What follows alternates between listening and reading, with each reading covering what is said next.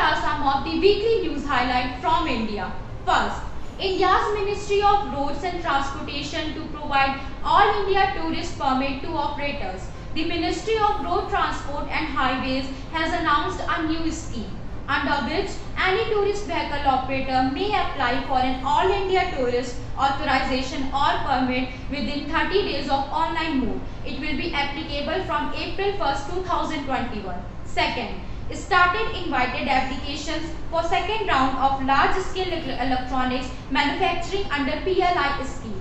India's Ministry of Electronic Information and Communication has started accepting applications for the second production linkage incentive in the electronics manufacturing sector.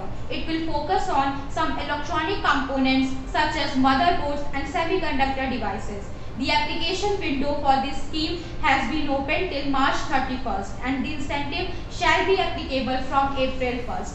Third, India may soon become the major hub of lab-grown diamond. Within the recent increase in global demand for synthetic diamonds, Indian natural diamond producers are increasingly entering the industry. Analysis to reduce dependence on synthetic diamonds made in China and Russia. In Gujarat state, Surat will be the center of production. Fourth, Indian electric vehicle startup Detal introduces new electric two-wheeler sales network in North India. Detal, a local electric vehicle manufacturing startup in India, plans to establish a network of 150 dealerships in North India by the end of this year.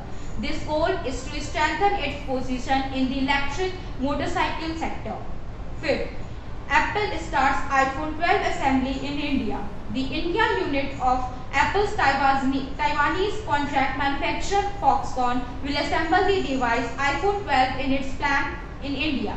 It also announced plans to move some iPad and MacBook assembly to Vietnam from China at its request. Thank you.